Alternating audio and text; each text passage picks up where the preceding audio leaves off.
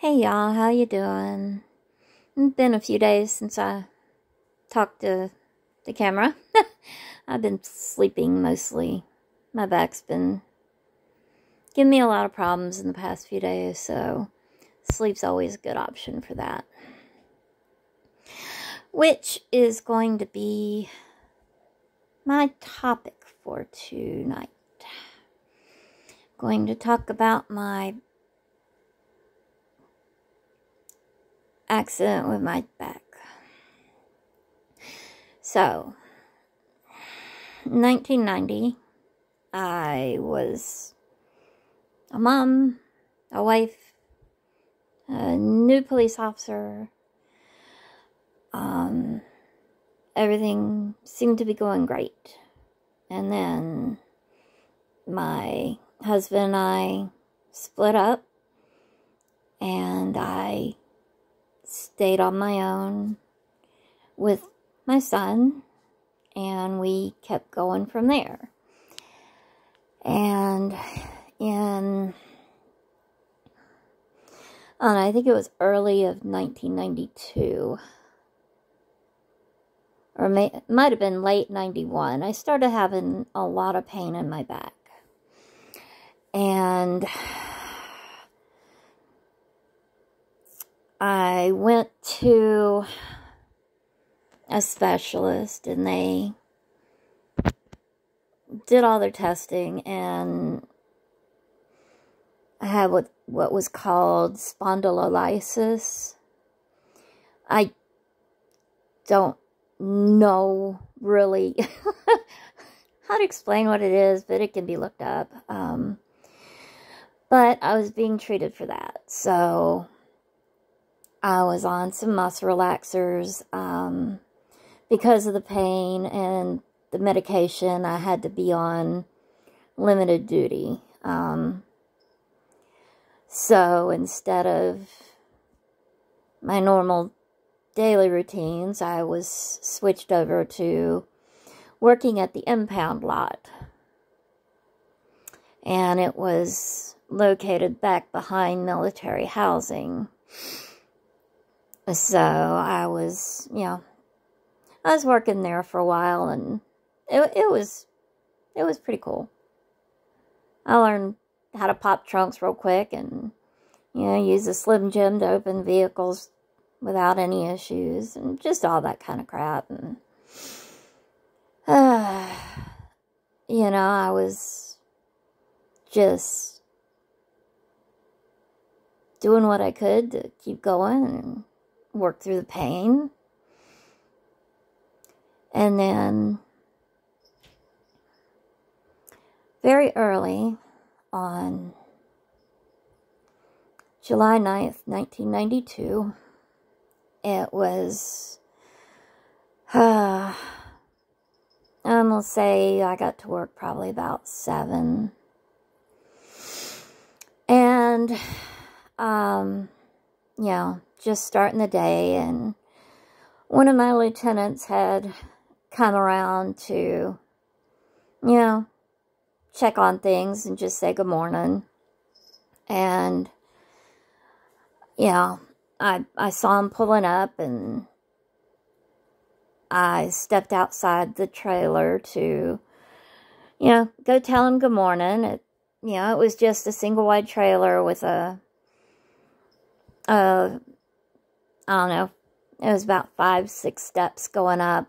It was a little wooden platform, with the wooden stairs. There was no non-skid on it or anything, and it was it had been a damp morning. So I went outside to say good morning to him, and I started going down the steps. And I slipped. And as I slipped and fell and hit the bottom of the stairs, I felt something go really wrong.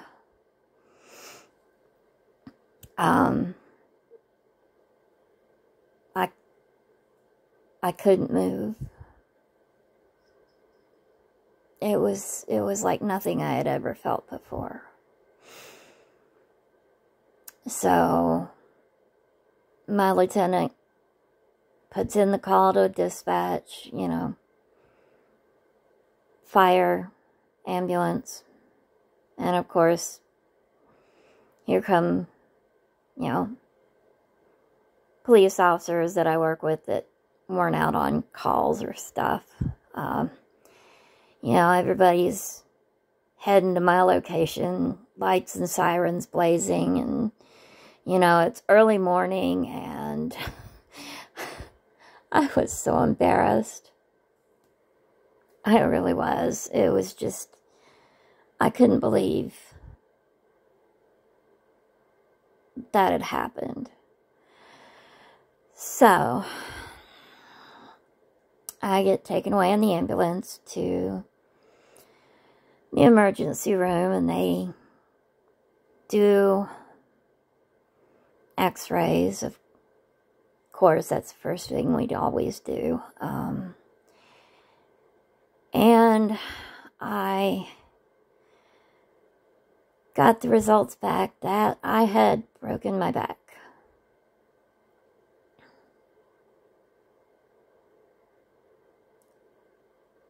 My oldest was 3 years old.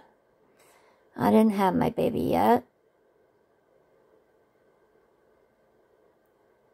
I wasn't even 24 years old.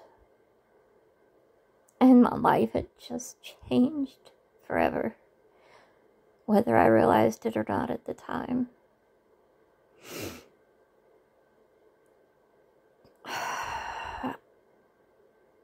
I am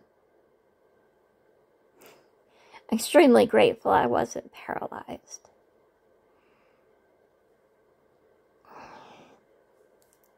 Because it could have been a lot worse than it actually was.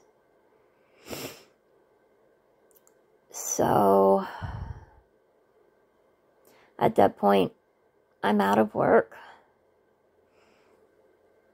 on workman's comp because it happened at the job. I get with my back specialist, and he said that I was going to need surgery to repair the damage. And that was the only thing they could promise, was fixing the break. It wouldn't, there was no guarantee, of course, it would ease any of my pain and make me better, but there was no other alternative. So, as we were going through everything and working out to get my surgery scheduled, that's when I found out I was pregnant with my baby. And in all honesty, I was terrified. Having the break in the low back at the L5-S1 area, I didn't know what a pregnancy was going to do.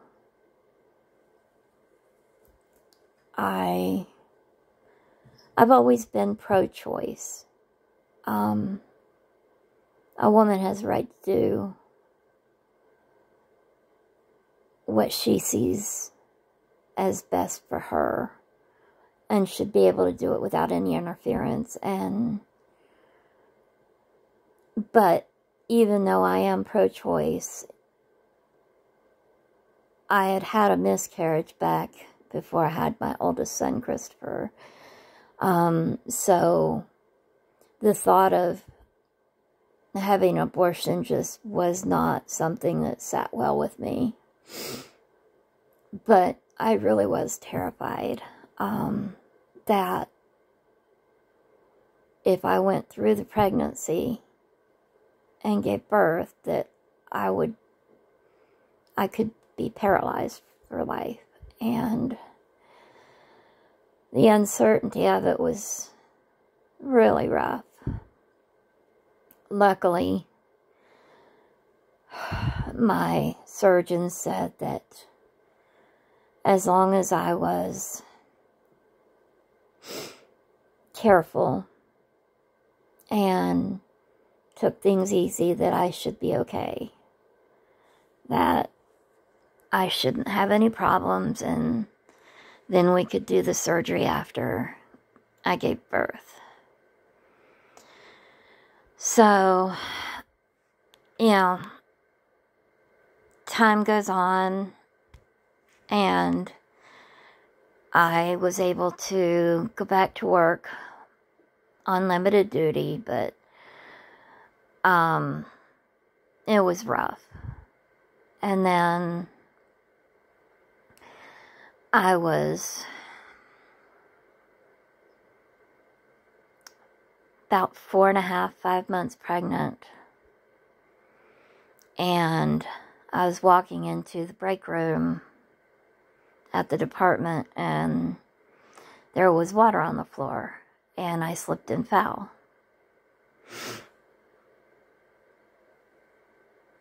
So, off we go again in an ambulance. You know, I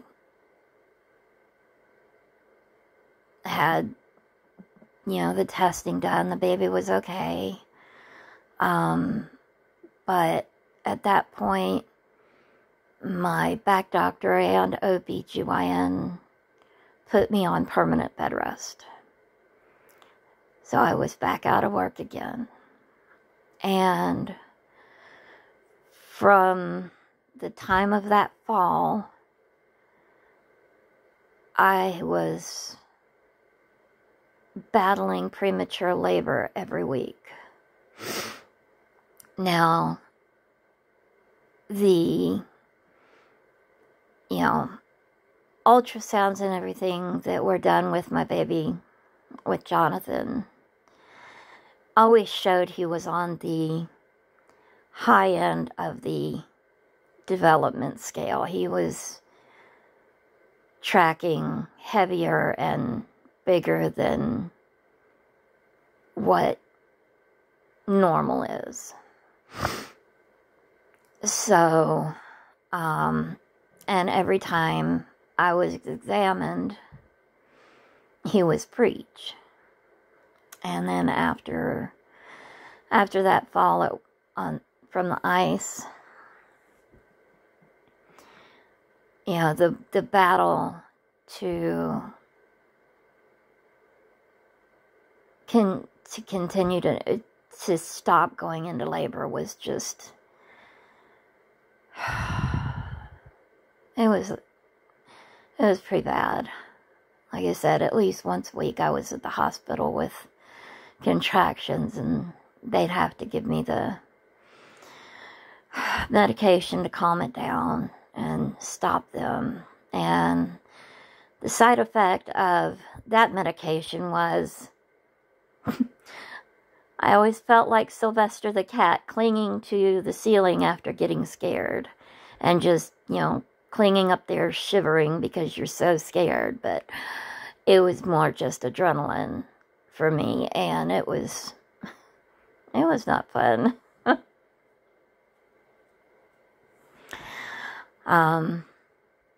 Throughout the entire time, some people that I worked with thought I was making it up and faking it. Even after my lieutenant made his report on the incident where I originally fell and broke my back. You know, he watched it happen. It was nothing that either one of us could have done. You know, he was just getting out of the vehicle when I went out and fell. So, I was fighting, not really fighting the people there about them thinking I was faking it, but, it's hard to have respect for people when they're calling you a liar, and it definitely was not a good feeling to be called a liar like that. So, we're coming to the end of May, and we had set up to have a C-section done to have Jonathan born. I believe we were going to be doing it on the 20th of June, if I'm not mistaken. Well, the 31st of May, I was at home, and I had gone in to help give Chris his bath. And while I was doing that, contractions hit. And I hit hard. So I get him out of the bathtub, and, he gets dried off and everything. And I'm trying to walk from the bathroom to the living room to get to my youngest son's dad. And I could barely do it. I got to the doorway of the living room and just collapsed. So, we had the ambulance come and take me to the hospital. This was 8 o'clock at night that this happened on, like I said, 31st of May. And I was in the hospital overnight. They were, kept pushing the meds to stop the contractions, and I was able to get a little bit of rest that night. Not much, but a little. And then I woke up at 6 o'clock, and the nurse and doctor comes in and says, "We can't stop your contractions, so you're having your baby today." I called my mom, because she had planned on coming out here to be here for the C-section for me. My fiance, Jonathan's dad, was, supposed to be taking time out of work at that, towards the end of June. So I had to get hold of him. He had to take, emergency leave to be there with me. And at 9:08 that morning, I gave birth to my youngest baby. He was 3 weeks early and was 9 pounds, 11 ounces. He was huge.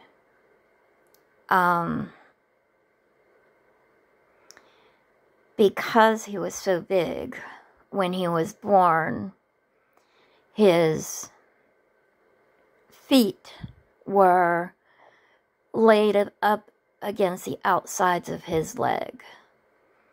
Not pushed upwards towards the shin or back towards the calf, but I mean, on the side of his leg, both his feet were laid up against it. Because he had not enough room in my belly to keep growing and moving. So, at that point, I knew I didn't want any more kids. And since they had me up, I'm like, hey, tie them tubes off. I'm done. What can you do? But one of the funniest parts of all that is, they gave me the epidural, and then they put a sheet up at my chest. So, my son's dad and I, our heads are up here, and then you've got this sheet, and then you've got the doctors down there, you know, cutting me open, taking the baby out. And my fiance was, you know, he was, of course, there with me, you know, encouraging me and holding my hands and everything. But I remember one time he peeked around the sheet, and I literally saw him turn green. And I really thought he was just going to turn around and throw up. And I'm like, what's with you? And he's like, you don't know what's going on, do you? I'm like, nah, it just feels kind of weird. You know, I didn't feel any pain or anything, but I felt pulling. He's like, you got 2 doctors that are both elbow deep in your stomach. And he couldn't take that. I really did think he was going to throw up at that point. But, you know, we made it through, and, you know, I was in the hospital for just, you know, a day or two. And then, you know, came home from the hospital and, you know, started prepping with my back doctor to get surgery done. So, June 1st, 1993 is when my baby was born. My monster child from Mars is what I always called him before he was born, because I was so huge. He just, you know, at times I almost thought there were twins in there, but thankfully there wasn't. So he was born June 1st. July went by,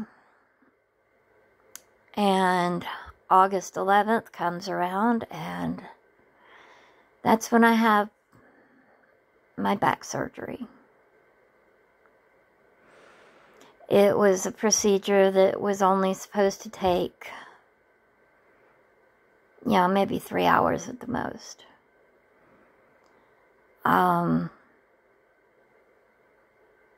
They had to go in, use cadaver bone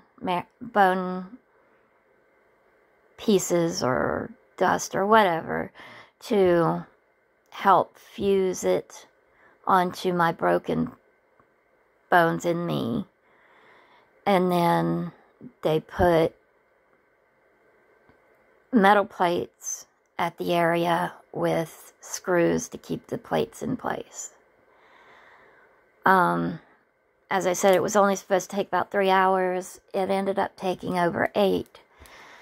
And the main issue was they were trying to find screws that were small enough to fit in my bones, because the bones were small.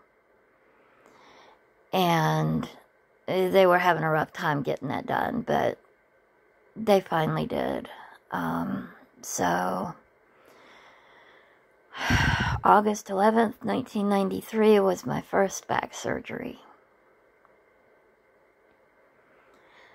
I was in the hospital, I think, for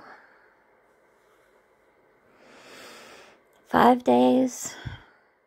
I came home, and I wasn't even allowed to pick up my son, my infant that I had just given birth to, 2 months old, and I couldn't even hold him.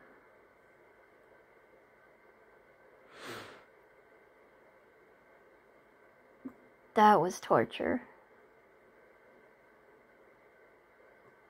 I did not like that at all. And it took another 2 months of me healing before I was even able to hold him with somebody picking him up and handing him to me.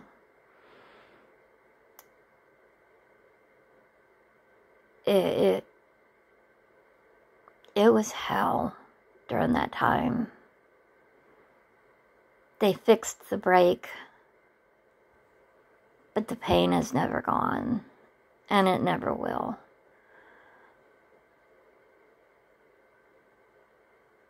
It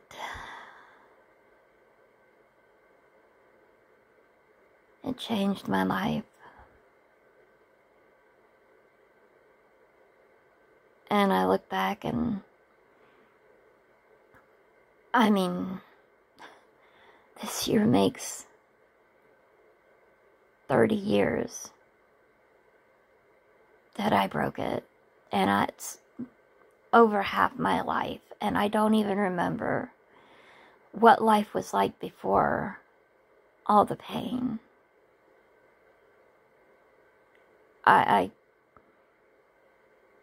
The only time I am out of pain is if I'm sedated for a procedure or a surgery. I don't know what it's like to be pain-free.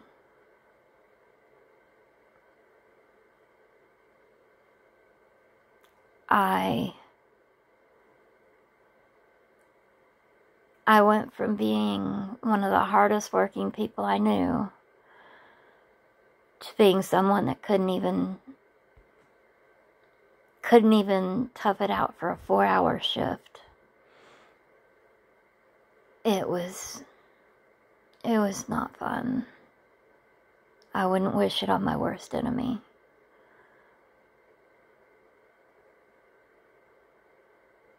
I've had therapy upon therapy for my back. I'm doing therapy again now to help a little bit, but no matter how strong it gets, the pain's always there, and my movement is very limited.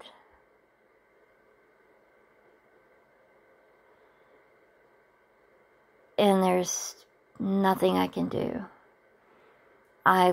I literally have to weigh the consequences of every action that I do, because I know if I want to say go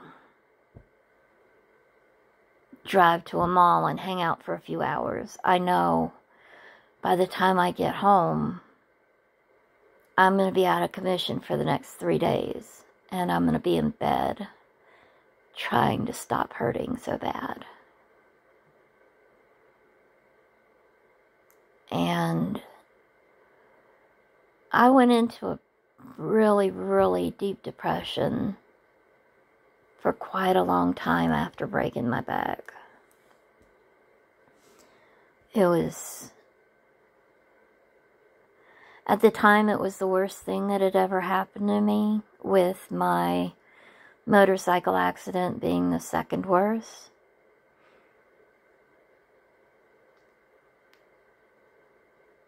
But I've survived worse at this point. I look back on those days and I'm like, those were easy days compared to what I go through now. And I am so thankful that I still have mobility, that I didn't end up paralyzed after the fall, after the second fall, after the pregnancy and everything. I'm so thankful that I did not end up paralyzed, because it could have very well gone that way, and it didn't.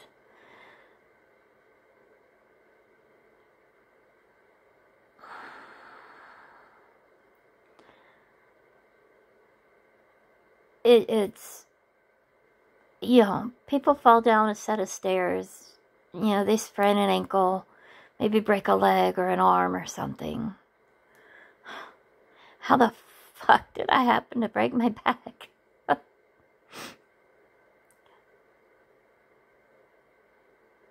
Just part of my luck. But I do what I can when I can. And when I know there's going to be things I really want to do, whether it's with family or, you know, something I need to do around the house, then, you know, I know there's a price I'm going to pay for it. And I weigh my options. And if it's worth the pain, then that's a price I'll willingly pay. But it has made life a living hell at times. The pain gets so bad at times. I live with a normal of between 6 and 7 on the pain scale. And then when I start doing things that aggravate my back, then it gets to a point where I can't move. And I have to rest and let everything settle down until I can move again. I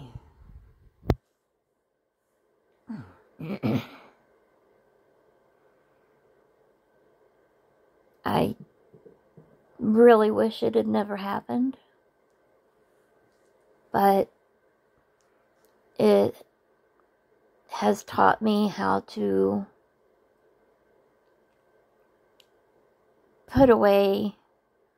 put aside my pride and ask for help, because I don't ask for help very often. And because of my back and the surgeries and everything else, I've had to ask for help more than I would want to, but it has helped me realize that I can still be a strong, independent person and still need help and ask for help. And that's just what I do.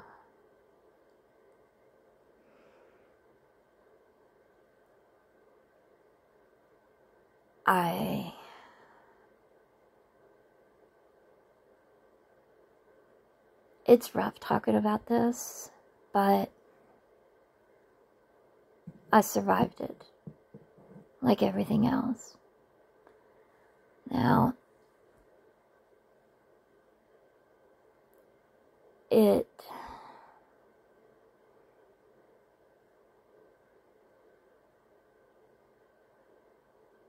was a big mess back then.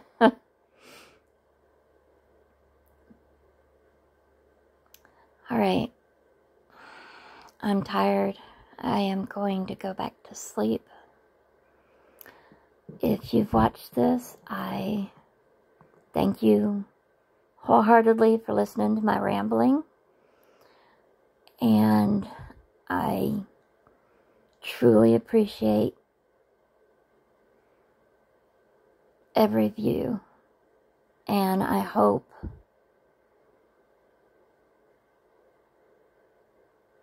that just one person can maybe get some hope and a little insight into things as I share them on here.